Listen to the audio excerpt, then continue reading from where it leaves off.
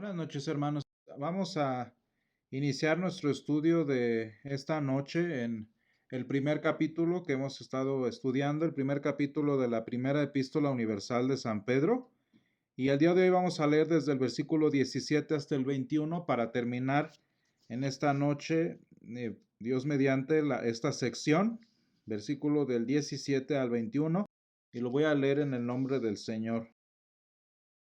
Dice, y si invocáis por Padre a aquel que sin acepción de personas juzga según la obra de cada uno, conducíos en temor todo el tiempo de vuestra peregrinación, sabiendo que fuisteis rescatados de vuestra vana manera de vivir, la cual recibisteis de vuestros padres no con cosas corruptibles como oro o plata, sino con la sangre preciosa de Cristo, como de un cordero sin mancha y sin contaminación, ya destinado desde antes de la fundación del mundo, pero manifestado en los postreros tiempos por amor de vosotros, y mediante el cual creéis en Dios, quien le resucitó de los muertos y le ha dado gloria, para que vuestra fe y esperanza sean en Dios. Y dice, y continuamos en este caso con el tema tan importante de esta sección final del capítulo primero de San Pedro, en donde estamos hablando de la vida santa, de la vida perfecta. Y dice el apóstol San Pedro, sed santos porque yo soy santo, citando Levítico 11. Y dice, así como aquel que os llamó es santo, sed también vosotros santos. Y esta es una exhortación, como lo hemos estado viendo, a llevar una vida de santidad según la palabra de Dios nos enseña. Y algo importante para nosotros de la palabra de Dios es muy importante esto. La palabra de Dios nos dice qué hacer y nos capacita para hacer lo que nos pide que hagamos. En mi vida secular, bueno, yo soy maestro de historia del Medio Oriente. Y uno de las cosas que se estudian en esta materia es el Corán, el libro islámico, el libro musulmán. Un libro que, pues, según la teología islámica, comparte varias características de la literatura cristiana. Pero hay una cosa muy particular.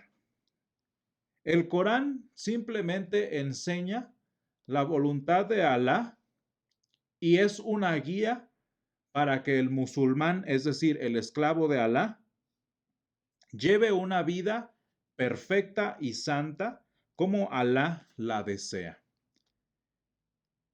Tristemente, y como lo he dicho en otras ocasiones, la doctrina cristiana sobre la obediencia, la doctrina cristiana sobre el apegarse a la palabra de Dios no es distinta a lo que acabo de decir, cuál es el caso de la literatura islámica.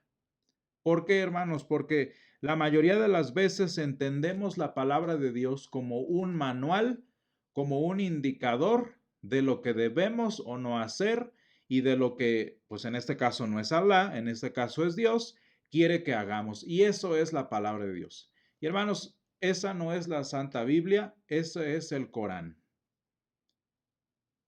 Si nosotros no creemos que nuestra Biblia es distinta al Corán, pues naturalmente no creemos que nuestro Dios es distinto a Alá. Entonces, ¿cuál es la diferencia? Claro, la palabra de Dios nos enseña cuál es la voluntad de Dios. Claro que lo hace. La palabra de Dios también nos enseña cómo debemos vivir. Pues lo estamos haciendo ahorita. San Pedro nos está enseñando cómo vivir. Claro que lo hace. Pero hermanos, la palabra de Dios no es nada más un manual, no es nada más un instructivo, es el poder de Dios para salvación a todo aquel que cree, al judío primeramente y después al griego, como dice San Pablo en Romanos 1, 16 y 17. Hermanos, en la palabra de Dios no nada más encontramos la opinión de Dios o cómo debemos ser, sino cuando San Pablo dice en Romanos 1, porque en el Evangelio la justicia de Dios se revela, no es nada más para mostrarnos lo perfecto que es nuestro Dios, que sí lo es. No es nada más para mostrarnos lo que nosotros debemos aspirar a hacer, que claro que lo hace, pero no nada más es eso, sino que cuando San Pablo nos enseña que en el Evangelio la justicia de Dios se revela, la justicia de Dios se revela, no es nada más para instruirnos, para enseñarnos, sino para cambiarnos y hacernos a nosotros justos. Hermanos, Alá, el Dios de los musulmanes, no quiere ningún tipo de relación más allá del de deidad y creación, del de Señor y esclavos. Ese es Alá, y como esos son sus objetivos, pues Alá se contenta con decirnos qué hacer y qué no hacer. Y tú más te vale que lo cumplas. En este caso, nuestro Dios no es Alá. Y nuestro Dios no nada más quiere enseñarnos qué hacer y no hacer y llevar una vida moralista. El Señor quiere que tengamos vida y vida en abundancia. Eso es lo que dice el Señor Jesús en San Juan 10:10. Yo he venido para que tengáis vida y vida en abundancia. ¿Y cómo recibimos esa vida? Pues cuando la justicia de Dios me cambia desde dentro, cambia mi corazón y sin yo trabajarlo, sin yo ganarlo, sin yo merecerlo, me convierto en justo. La justicia de Dios, hermanos, de la que habla San Pablo en Romanos 1, no es nada más para impresionarnos. ¡Wow! ¡Qué justo es Dios! No, la justicia de Dios que se revela en el Evangelio en Romanos 1, 16 y 17 es una justicia que Dios la revela para que podamos ser justos como Él. Porque nuestro Dios eso es lo que quiere. ¿Qué quiere Dios? Que seamos justos como Él es justo, por eso nos da el mandamiento, pero para que siendo justos igual que Él, podamos tener vida eterna. Y eso es lo que dice San Pablo en Romanos 1, dice, porque en el Evangelio la justicia de Dios se revela por fe y para fe, como está escrito, como que ¿qué tendría que ver la cita de Habacuc? Si Dios nada más quisiera impresionarnos con lo bueno que Él es y lo malo que somos nosotros. No, el punto de que el Señor nos muestre su voluntad, nos muestre su justicia en el Evangelio, es que el justo, el que ya fue hecho justo por el Evangelio, viva. ¿Se fijan cómo San Pedro no nada más nos está dando legalismo? No nos está dando simplemente imposiciones morales para que las hagas y las obedezcas porque esto es bueno. No. La razón por la que San Pedro nos dice, lleva una vida santa. Así como el que te llamó es santo, tú también sé santo. ¿Por qué lo hace? Pues porque sabe que podemos y porque sabe que la palabra de Dios nos capacita para que siendo santos, para que siendo justos como lo que somos, vivamos. Y por eso dice muy claramente Habacuc y dice San Pablo citándolo, mas el justo por la fe vivirá.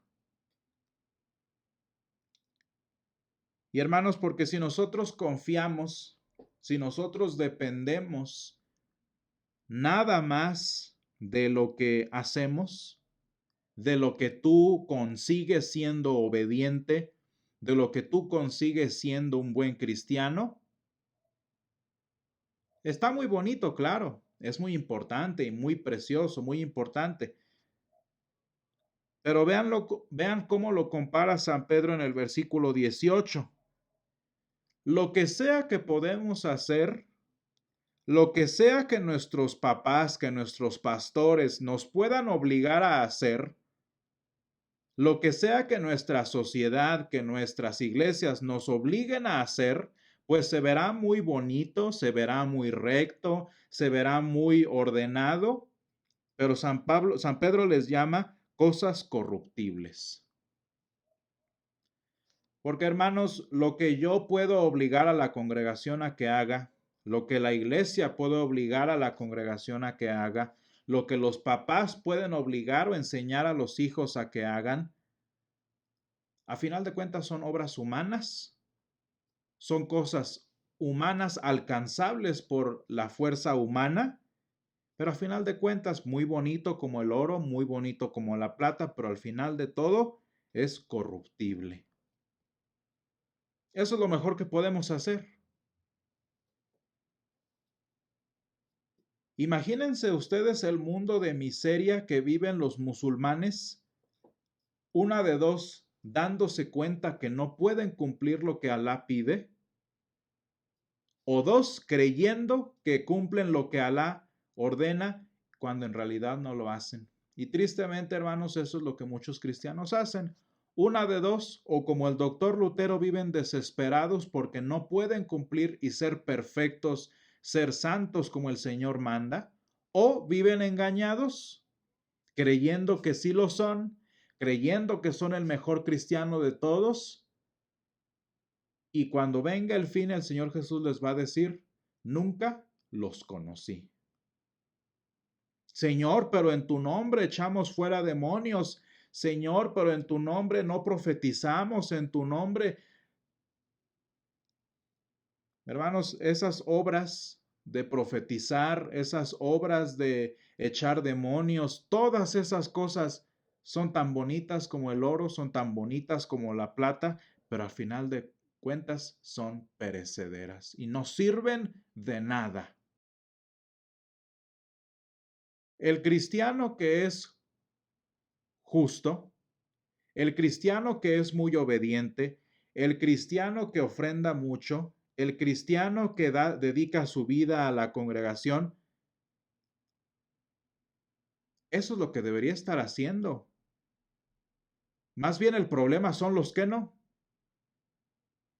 Pero cuando una persona le dedica su vida al Señor y que predica y que vaya así, pues eso no es ningún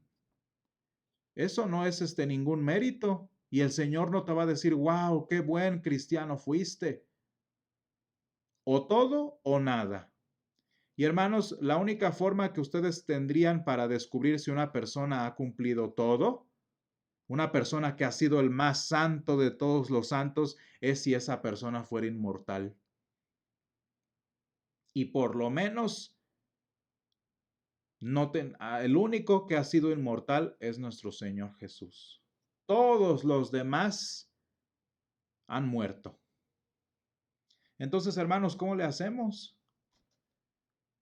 Luego a veces nosotros como cristianos nos vestimos, así como visten a los santos en las iglesias antiguas que visten a los santos de oro, de plata, bien bonitos porque están bien preciosos los santos en gloria, así como los dibujan como si fueran perfectos, bien adornados y todo eso, al final de cuentas, hermanos, son estatuas, son pinturas que no sirven ni ayudan de nada.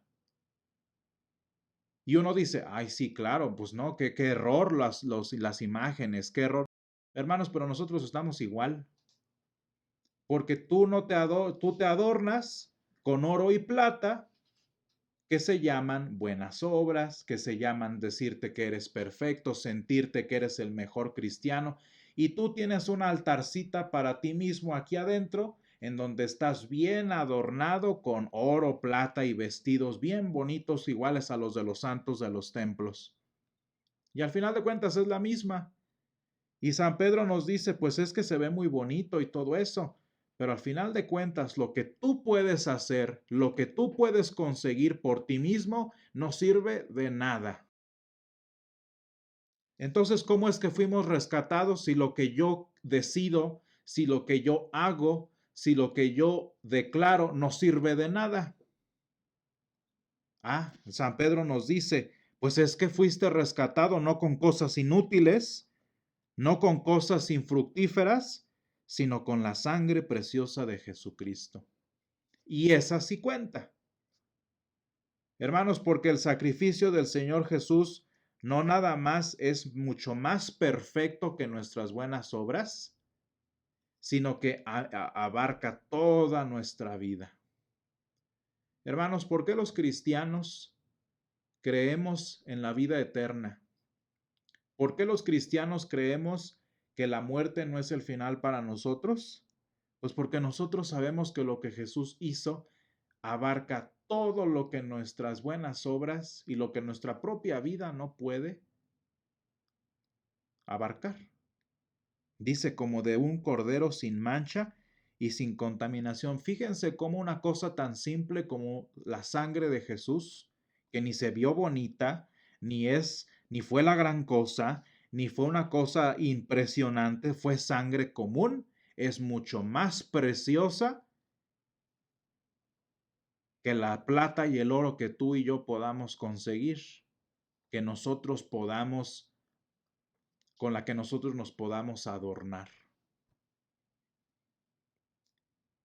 ¿Y por qué, hermanos? Pues porque la sangre de Jesús no es como nosotros. La sangre de Jesús no es imperfecta como nosotros, no es inútil como nuestras acciones. La sangre de Jesús, dice aquí, es sin contaminación. Y vean esto, hermanos, el poder de la sangre de Jesús es tan grande que ya estaba preparada desde que siquiera nosotros pecáramos. Vaya, ni siquiera habíamos nacido, ni siquiera había nacido la humanidad, ni siquiera el universo había existido cuando el Señor preparó una salvación mucho más grande que nuestra propia condenación. Hermanos, me gustó una vez un ejemplo que dieron. Es un señor que va en un barco, no me acuerdo cuál es quién lo dijo, pero es un señor que va en un bote y el bote está picado, es decir, el bote tiene hoyos debajo y se empieza a hundir el barco, se empieza a hundir, se empieza a hundir. Entonces, ¿qué hace la persona que va en el bote? Agarra un vasito y lo empieza a echar para afuera. ¿Sí? Entonces toma el agua y la echa para afuera, la echa para afuera. Pero si ustedes se ponen a pensar, hay un momento en el que el agua de afuera y el agua de adentro es la misma. Y si lo ven en perspectiva, no sirve de nada por más que se esfuerce estar sacando el agua, porque ya el barquito se hundió. No sirve de nada, ¿verdad? Por mucho que se esfuerce la persona dentro del bote, pues no sirve de nada estar saque el agua, porque ya el barco está terriblemente hundido. Y hermanos, en nuestra vida humana, cuando nosotros tratamos de ser el mejor cristiano para ganarme el cielo, cuando nosotros oramos con toda devoción para arrancarle a Dios las bendiciones, como dicen algunos, cuando tú ayunas para convencer a Dios que te bendiga, como dicen otros, o cuando las personas van caminando de rodillas para que Dios les conceda un favor especial a través de una virgen o a través de un santo, pues es lo mismo que la persona en el bote. ¿A qué hora tú, que ya estás tan hundido, vas a poder salirte de tu situación? Y hermanos, imagínense si nosotros dependiéramos de nosotros, ¿en qué momento ibas a poder librarte? Imagínense, hermanos, pues qué bueno el que nació cristiano, porque pues conseguiría hacer muchas más mejores obras en su vida. Pero ¿qué pasa con la persona que se convierte a los 80 años? ¿Qué pasa con la persona enferma de cáncer que se convierte, que conoce al Señor un mes antes de morirse? Pues no le alcanzó la vida. Fíjense cómo hasta nosotros, imagínense que lo de las buenas obras funcionara y fuera cierto. ¿No podrías hacer más buenas obras que la que tu propia capacidad te permite? Si eres pobre, no puedes ayudar a los pobres porque no puedes ayudarte a ti mismo. Si eres mexicano, ¿a qué hora vas a ayudar a los que necesitan ayuda en África? Y si estás enfermo de cáncer, ¿a qué hora vas a alcanzar a hacer ayunos, a portarte bien, a ofrendar mucho? Fíjense, hermanos, qué triste. Las obras que hacemos están limitadas por lo que nosotros podemos hacer. Muy cierto el dicho de broma que dice la gente, a buen santo te arrimas. Porque ¿a qué hora vas a poder tú hacer todo lo que deberías hacer? Por muchas obras que pudieras haber hecho, estás limitado a los 50 años, a los 60, a los 70 años que vas a vivir y a ver cuánto logras hacer en esos años de vida que tuviste, si es que empezaste desde chiquito. Hermanos, fíjense la profundidad del amor de Dios, que la salvación, la única buena obra que valió la pena, el Señor la preparó desde antes que naciéramos y la va a concretar mucho después de que muramos. Vean cómo, hermanos, nuestras obras están limitadas a una burbujita que se llama tu lapso de vida, tu capacidad, tu fuerza, tu posición. Aquí está, en esta cajita está limitada lo que tú podrías hacer por ti mismo. Y vean qué importante dice el apóstol San Pedro, dice, sino con la sangre preciosa de Cristo, como de un cordero sin mancha y sin contaminación. Y hermanos, que aparte de ser mucho mejor y más preciosa que nuestras obras, dice, ya destinado desde antes de la fundación del mundo, cosmos significa también universo, desde antes del universo y para ser manifestado después. Qué importante es que la obra de Jesús en la cruz no nada más es mucho mejor que lo que nosotros podamos hacer, sino que es mucho más grande que nuestras capacidades y por eso funciona y por eso somos salvos.